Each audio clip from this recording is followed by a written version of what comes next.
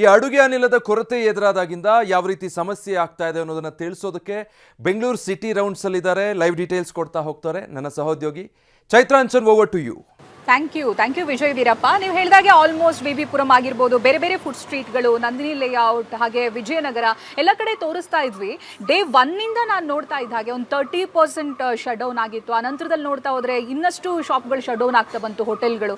ಇವತ್ತು ನೀವು ನನ್ನ ಹಿಂದೆ ನೋಡ್ತಾ ಇದ್ದೀರಾ, ಆಲ್ಮೋಸ್ಟ್ ಖಾಲಿ. ಇದು ಒಂದು ಜಾಯಿಂಟ್ ಕತೆ ಅಲ್ಲ, ಇದು ಆಲ್ಮೋಸ್ಟ್ ನಮಗೆ ಎಂಟ್ರಿ ಆಗ್ತಾ ಇರಬೇಕಾದ್ರೇ ಹೌದಾ ಇದು ಫುಡ್ ಜಾಯಿಂಟ್ ಹೌದಾ ಅಂತ ಕ್ವೆಶನ್ ಆಗ್ತಾ ಇತ್ತು. ಬಿಕಾಸ್ ಎಲ್ಲ ಆಲ್ಮೋಸ್ಟ್ ಒಂದು 90% ಅಂತ ಹೇಳ್ಬೋದೇನೋ, ಎಲ್ಲವೂ ಶಟ್ ಡೌನ್ ಆಗಿದೆ. And Vijay Veerappa also knows that ಅವ್ರ ವೈಫ್ ಒಂದು ವ್ಲಾಗ್ ಮಾಡಿದ್ರು ಇದೇ ಏರಿಯಾದಲ್ಲಿ. ಎಷ್ಟೊಂದು ಶಾಪ್ಗಳು ಓಪನ್ ಇತ್ತು, ಎಷ್ಟೊಂದು ಫುಡ್ಗಳು ಸರ್ವ್ ಆಗ್ತಾ ಇತ್ತು, ಆ್ಯಂಡ್ ಸ್ಪೆಷಲ್ ರೆಸಿಪಿಗಳಿತ್ತು. ಎಲ್ಲರೂ ಒಂದು ಸಾವಿರಾರು ನೂರಾರು ಜನ ಪ್ರತಿದಿನ ಬಂದು ಅದನ್ನು ಟೇಸ್ಟ್ ಮಾಡ್ತಾ ಇದ್ರು. ಬಟ್ ಇವಾಗ ಖಾಲಿ ಮೌನ ಅನ್ನೋ ರೀತಿಯಾಗಿ ಆಗೋಗಿದೆ. ಅಫ್ಕೋರ್ಸ್ ಇದಾಗಲೇ ಹೋಟೆಲ್ಗಳು 100 ಕೋಟಿಯಷ್ಟು ಲಾಸ್ನಲ್ಲಿದ್ದಾವೆ ಅನ್ನೋ ಡೇಟಾ ಕೂಡ ಹೊರಬರ್ತಾ ಇದೆ. ಇವೆಲ್ಲದರ ನಡುವೆ ಕೇಂದ್ರ ಸರ್ಕಾರ ಒಂದು ಸ್ಪೆಷಲ್ ಗೈಡ್ಲೈನ್ಸ್ ಅನ್ನು ಕೂಡ ಕೊಡ್ತಾ ಇದೆ. ಅದು ಯಾವುದಕ್ಕೆ ಸಂಬಂಧಪಟ್ಟ ಹಾಗೆ ಏನು ಅನ್ನೋದನ್ನ ಬನ್ನಿ ನೋಡ್ಕೊಂಬರೋಣ. ದೇಶಾದ್ಯಂತ ಗ್ಯಾಸ್ ಗಂಡಾಂತರ, ಸಂಕಷ್ಟದಲ್ಲಿ ಹೋಟೆಲ್ ಉದ್ಯಮ.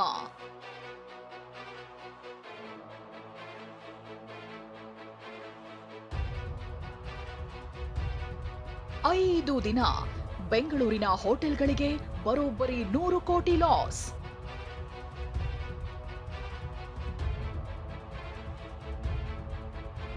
ಸಿಲಿಂಡರ್ ಸಂಕಷ್ಟ, ಉದ್ಯೋಗ ಕಳೆದುಕೊಂಡ ಮಹಿಳೆಯರು. ಇದರಿಂದ ಬಹಳ ಪ್ರಾಬ್ಲಮ್ ಆಗಿದೆ. ಗ್ಯಾಸ್ ಬಂದು ಚಪಾತಿ ರೊಟ್ಟಿ ಮಾಡೋರು ಎಷ್ಟು ಮಂದಿ ಇದ್ರಿ? 10 ಮಂದಿ ಇದ್ದೀರಿ ಸರ್. 10 ಮಂದಿಗೆ ಮನೆ ಕುಂದ್ರಿ ಸರ್.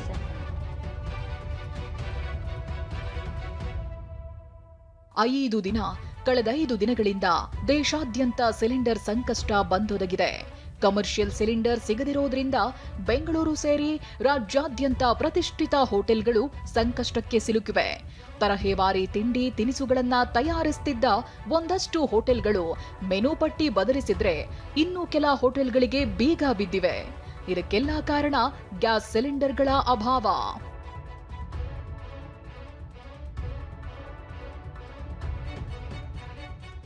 ವಾಣಿಜ್ಯ ಸಿಲಿಂಡರ್ಗಳ ಪೂರೈಕೆಯಿಂದ ರಾಜ್ಯದಲ್ಲಿ ಎಲ್ಲೆಲ್ಲಿ ಸಮಸ್ಯೆ ಎದುರಾಗಿದೆ ಅನ್ನೋದನ್ನೇ ತೋರಿಸ್ತೀವಿ.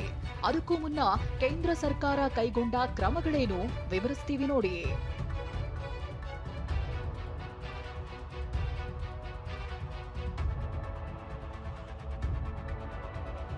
ಪೈಪ್ಲೈನ್ ಗ್ಯಾಸ್ ಅಂದ್ರೆ PNG ಇದ್ರೆ ಸಿಲಿಂಡರ್ ಇಟ್ಕೊಳ್ಳುವಂತಿಲ್ಲ ಅಂತ ಪೆಟ್ರೋಲಿಯಂ ಸಚಿವಾಲಯ ನಿಯಮವನ್ನ ಪರಿಷ್ಕರಣೆ ಮಾಡಿದೆ. PNG ಇರೋರು LPG ಸಿಲಿಂಡರ್ ಪಡಿಬಾರದು. ಸರ್ಕಾರಕ್ಕೆ ಗ್ಯಾಸ್ ಸಿಲಿಂಡರ್ ವಾಪಸ್ ಸಲ್ಲಿಸಬೇಕು. ಸಿಲಿಂಡರ್ ಬುಕಿಂಗ್ ಮಾಡುವಂತಿಲ್ಲ ಅಂತ ನಿಯಮ ಜಾರಿಗೆ ತರಲಾಗಿದೆ. ಅಗತ್ಯ ವಸ್ತುಗಳ ಕಾಯ್ದೆಯಡಿ ನಿಯಮ ಬದಲಾವಣೆ ಮಾಡಲಾಗಿದೆ.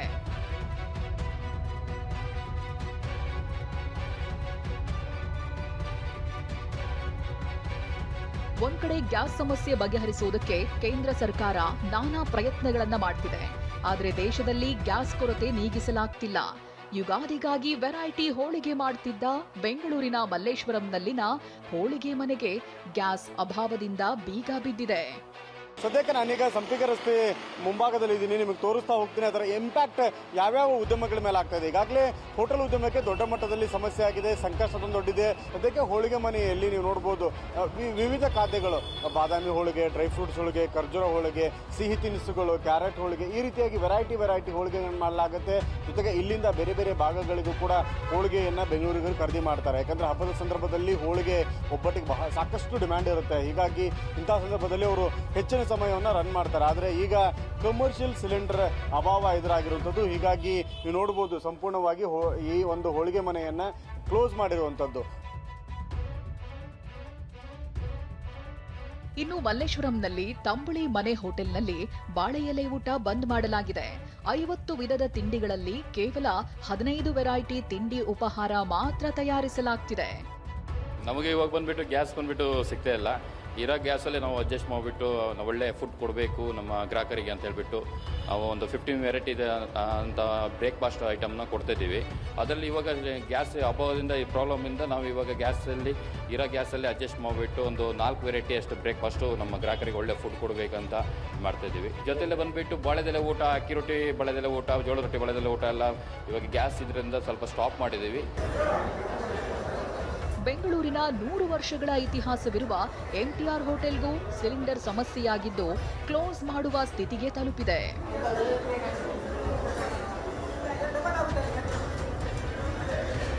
ಯಾಕಂದರೆ ಇವತ್ತು ಲಾಸ್ಟ್ ನಮ್ಮದು ಸಿಲಿಂಡರ್ ಇವತ್ತಿನವರೆಗೆ ಬರುತ್ತೆ, ಸಂಜೆವರೆಗೆ ಬರುತ್ತೆ. ಈ ರಶ್ಯಲ್ಲಿ ಆಗಲ್ಲ. ಇವತ್ತಿಗೆ ಖಾಲಿ ಆಗಿಬಿಡುತ್ತೆ, ಫುಲ್ ಖಾಲಿ ಆಗಿಬಿಡುತ್ತೆ. ನಾಳೆಗೆ ಹೆಂಗೂ ರೆಗ್ಯುಲರ್ ಆಗಿ ನಮ್ಮದು ಹಾಲಿಡೇ ಇರುತ್ತೆ. ನಾಳೆಗೆ ಏನಾದರೂ ಸಿಕ್ಕಿದ್ರೆ ಮಂಗಳವಾರ ಓಪನ್ ಮಾಡ್ತೀವಿ, ಇಲ್ಲ ಅಂದರೆ ಇಲ್ಲ. ಸಿಲಿಂಡರ್ ತಂದಿಟ್ಟಿರೋ ಸಂಕಷ್ಟದಿಂದ ರಾಜಧಾನಿಯ ಹೋಟೆಲ್ ಉದ್ಯಮಕ್ಕೆ ಭಾರೀ ನಷ್ಟವಾಗಿದೆ. ಬೆಂಗಳೂರಿನ ಹೋಟೆಲ್ ಮಾಲೀಕರ ಸಂಘದ ಅಧ್ಯಕ್ಷ PC ರಾವ್ ಪ್ರತಿಕ್ರಿಯಿಸಿ ಸರಿಸುಮಾರು 100 ಕೋಟಿಯಷ್ಟು ನಷ್ಟವಾಗುತ್ತೆ ಎಂದಿದ್ದಾರೆ. ನಾವು ಸಾಧಾರಣ ಇದೇ ರೀತಿ ಆದರೆ ಒಂದು 100 ಕೋಟಿಯಷ್ಟು ಆಗಿರುತ್ತದೆ ಅಂದಾಜು. ನಾವು ನಾಳೆ ಕೂಡ ಗ್ಯಾಸ್ ವ್ಯವಸ್ಥೆಯನ್ನು ಮಾಡದಿದ್ದರೆ ನಾವು ಪುನಃ ಚರ್ಚೆ ಮಾಡ್ತಿದ್ದೇವೆ. ನಮ್ಮ ಮುಖ್ಯಮಂತ್ರಿಗಳು ನಮ್ಮ ಜೊತೆ ಕೈ ಜೋಡಿಸ್ತಾ ಇದ್ದಾರೆ. ಅದೇ ರೀತಿ ಚೀಫ್ ಸೆಕ್ರೆಟರಿಯವರು ಭಾಳ ಇಂಟ್ರೆಸ್ಟ್ನಲ್ಲಿ ಸ್ವಲ್ಪ ಮಟ್ಟಿನ ಸರಬರಾಜಿಗೆ ನಮಗೆ ಸಹಕಾರ ಕೊಡ್ತಾ ಇದ್ದಾರೆ. ಬೆಂಗಳೂರಷ್ಟೇ ಅಲ್ಲ, ರಾಜ್ಯದ ಜಿಲ್ಲೆಯಲ್ಲೂ ಸಿಲಿಂಡರ್ ಸಂಕಷ್ಟ ತಂದಿಟ್ಟಿದೆ. ಕಲಬುರಗಿಯಲ್ಲಿರುವ ಇಂದಿರಾ ಕ್ಯಾಂಟೀನ್ನಲ್ಲಿ ಕೆಲಸ ಮಾಡ್ತಿದ್ದ 10 ಮಹಿಳೆಯರನ್ನ ಕೆಲಸಕ್ಕೆ ಬರಬೇಡಿ ಅಂತ ಗುತ್ತಿಗೆದಾರರು ಹೇಳಿದ್ದಾರೆ. ಇಂದಿರಾ ಕ್ಯಾಂಟೀನ್ನಲ್ಲಿ ಕೆಲಸ ಮಾಡ್ತಿರ್ತಕ್ಕಂಥ ಸುಮಾರು 10ಕ್ಕೂ ಹೆಚ್ಚು ಏನು ಮಹಿಳೆಯರಿದ್ದರು, ಅವ್ರನ್ನ ಕೂಡ ಸದ್ಯ ಏನು ಅಂತಾರೆ ಕೆಲಸಕ್ಕೆ ಬರಬೇಡಿ ಅನ್ನುವಂಥ ಒಂದು ಮಾತುಗಳನ್ನು ಇಲ್ಲಿ ಇಂದಿರಾ ಕ್ಯಾಂಟೀನ್ನ ಆ ಗುತ್ತಿಗೆದಾರರು ಹೇಳ್ತಾ ಇರ್ತಕ್ಕಂಥದ್ದು. ಯಾಕಂತಂದರೆ ಕಳೆದ 4-5 ದಿನಗಳಿಂದನೂ ಕೂಡ ಕಮರ್ಷಿಯಲ್ ಸಿಲಿಂಡರ್ ಅಭಾವ ಇಡೀ ದೇಶಾದ್ಯಂತ ತಲೆದೂರಿದಂಥ ಪರಿಣಾಮ ಸದ್ಯ ಏನು ಅಂತಾರೆ ಆ ಸೌದೆ ಒಲೆಯಲ್ಲಿಯೇ ಏನು ಇಂದಿರಾ ಕ್ಯಾಂಟೀನ್ನ ಅಡುಗೆ ಮಾಡಲಾಗ್ತದೆ. ಏನು ಹೇಳ್ತಾರೆ, ಸಮಸ್ಯೆ ಏನಾಗ್ತಿದೆ ಅವ್ರನ್ನೇ ಕೇಳೋಣ.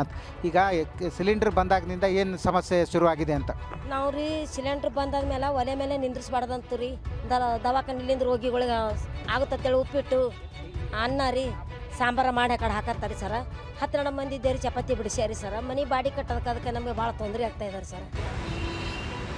ವಾಣಿಜ್ಯ ನಗರಿ ಹುಬ್ಬಳ್ಳಿಯಲ್ಲಿನ ಬೆಂಗಳೂರು ಟಿಫಿನ್ ಸೆಂಟರ್ ಬಂದ್ ಆಗಿದೆ. ಮನೆಯಲ್ಲೇ ಸೌದೆ ಒಲೆ ಅಡುಗೆ ತಯಾರಿಸಿ ಮಾಲೀಕರು ಹೋಟೆಲ್ಗೆ ತರ್ತಿದ್ದಾರೆ. ಇಡ್ಲಿಗೆ ಚಟ್ನಿ ಮಾತ್ರ ನೀಡ್ತಿದ್ದಾರೆ. ಬೆಂಗಳೂರು ದಕ್ಷಿಣ ಜಿಲ್ಲೆಯ ಚನ್ನಪಟ್ಟಣ KSRTC ಬಸ್ ನಿಲ್ದಾಣದಲ್ಲಿನ ಶ್ರೀ ವೆಂಕಟಾದ್ರಿ ಹೋಟೆಲ್ ಬಂದ್ ಆಗಿದೆ. ಬೆಂಗಳೂರು ದಕ್ಷಿಣ ಜಿಲ್ಲೆಯ ಚನ್ನಪಟ್ಟಣದಲ್ಲಿದ್ದಂಥ ಅದರಲ್ಲೂ ಕೂಡ KSRTC ಬಸ್ ನಿಲ್ದಾಣದಲ್ಲಿದ್ದಂಥ ಒಂದು ಹೋಟೆಲ್ ಕೂಡ ಬಂದ್ ಆಗಿದೆ. ಆ ಒಂದು ಸ್ಥಳದಲ್ಲಿದ್ದೀನಿ. ನನ್ನ ಹಿಂಭಾಗದಲ್ಲಿ ಕೂಡ ನೋಡಬಹುದು ಸಾಕಷ್ಟು ಪ್ರಯಾಣಿಕರು ಕೂಡ ಈ ಒಂದು ಹೋಟೆಲ್ಗೆ ಬಂದು ಒಳಗಿನ ತಿಂಡಿಯನ್ನಾಗಿರ್ಬೋದು, ಊಟವನ್ನಾಗಲೂ ಕೂಡ ಸೇವಿಸ್ತಾರೆ. ಆದರೆ ಇದೀಗ ದೇಶಾದ್ಯಂತ LPG ಗ್ಯಾಸ್ ಸಿಲಿಂಡರ್ಗಳ ಅಭಾವ ತಲೆದೂರುವಂತ, ಅದರಲ್ಲೂ ಕೂಡ ಕಮರ್ಷಿಯಲ್ ಗ್ಯಾಸ್ ಸಿಲಿಂಡರ್ಗಳು ಸಿಗ್ತಾ ಇಲ್ಲ. ಹೀಗಾಗಿ ನಿನ್ನೆ ರಾತ್ರಿ ಏಕಾಏಕಿ ಈ ಒಂದು ಹೋಟೆಲ್ ಅನ್ನು ಕೂಡ ಬಂದ್ ಮಾಡಿರುವುದು. ತುಮಕೂರಿನ ಇಂದಿರಾ ಕ್ಯಾಂಟೀನ್ಗೂ ಯುದ್ಧದ ಎಫೆಕ್ಟ್ ತಟ್ಟಿದೆ. ಸೌದೆ ಒಲೆ ಬಳಸಿ ಅಡುಗೆ ತಯಾರಿಸಲಾಗ್ತಿದೆ. ಹೀಗಾಗಿ ಉಪ್ಪಿಟ್ಟು ಬದಲು ಗ್ರಾಹಕರಿಗೆ ಗೀ ರೈಸ್ ನೀಡಲಾಗ್ತಿದೆ. ಪಾಲಿಕೆ ವ್ಯಾಪ್ತಿಯ 6 ಕ್ಯಾಂಟೀನ್ಗಳಿಗೆ ಇಲ್ಲಿಂದ ಪೂರೈಕೆ ಮಾಡಲಾಗ್ತಿದೆ.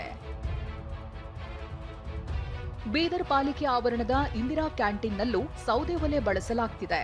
ಗ್ಯಾಸ್ ಸರಬರಾಜು ಇಲ್ಲದ ಕಾರಣಕ್ಕೆ ಸೌದೆ ಒಲೆ ಬಳಸಿ ಅನ್ನ ಸಾಂಬಾರ್ ತಯಾರಿಸಿ ಪೂರೈಕೆ ಮಾಡಲಾಗ್ತಿದೆ. ಇದೇ ಕ್ಯಾಂಟೀನ್ನಲ್ಲಿ ತಯಾರಿಸಿದ ಅಡುಗೆಯನ್ನ 3 ಇಂದಿರಾ ಕ್ಯಾಂಟೀನ್ಗಳಿಗೆ ರವಾನಿಸಲಾಗ್ತಿದೆ.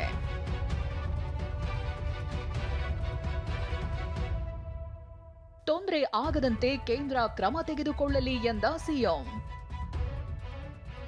ಸಿಲಿಂಡರ್ ಅಭಾವದ ಕುರಿತು ರಿಯಾಕ್ಟ್ ಮಾಡಿದ ಸಿಎಂ ಸಿದ್ದರಾಮಯ್ಯ ಕೇಂದ್ರ ಸರ್ಕಾರ ತೊಂದರೆಯಾಗದಂತೆ ಕ್ರಮ ತೆಗೆದುಕೊಳ್ಳಿ ಅಂತ ಹೇಳಿದ್ರು.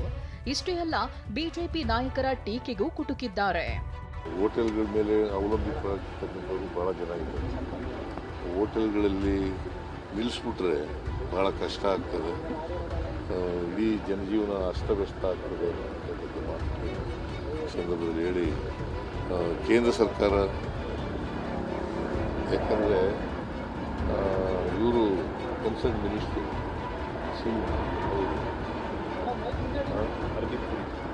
ಪೂರಿಯವರು, ಅವರು ತೊಂದರೆ ಆಗದಿದ್ದರೆ ನೋಡ್ಕೋತೀವಿ ಅಂತ ಹೇಳಿದ್ದಾರೆ. ಅದು ಕೂಡಲೇ ಮಾಡಲಿ ಅಂತೇಳಿ ಒತ್ತಾಯ ಮಾಡ್ತೀವಿ. ರಾಜ್ಯದಲ್ಲೆಲ್ಲ ಸಮಸ್ಯೆ ಇಲ್ಲ, ಕರ್ನಾಟಕದಲ್ಲಿ ಯಾಕೆ ಸಮಸ್ಯೆ ಅಂತ ರಾಜ್ಯ ಬಿಜೆಪಿ ನಾಯಕರು ಹೇಳ್ತಾರೆ. ಯಾರು ವಿಜಯೇಂದ್ರ ಅಶೋಕ್ ಇವರೆಲ್ಲ ಅವರು ಸಪ್ಲೈ ಮಾಡಲಿ, ಕರ್ನಾಟಕಕ್ಕೆ ಅವರು ಬಂತಾಯಿ ಧೋರಣೆ ತೋರಿಸ್ತಾ ಇರ್ಬೋದಲ್ಲ. ಸಪ್ಲೈ ಮಾಡಲಿ, ಕರ್ನಾಟಕಕ್ಕೆ ನಾವು ಇಟ್ಕೊಂಡು ಏನು ಮಾಡ್ತೀವಿ. ಸಿಲಿಂಡರ್ಗಳ ಅಭಾವ ಹೋಟೆಲ್ ಉದ್ಯಮವನ್ನೇ ನಡುಗಿಸಿದೆ. ಈ ನರಕ ಯಾತನೆ ಇನ್ನೆಷ್ಟು ದಿನ ಅನ್ನೋದೇ ಟೆನ್ಷನ್ ತಂದಿಟ್ಟಿದೆ. Bureau report TV9.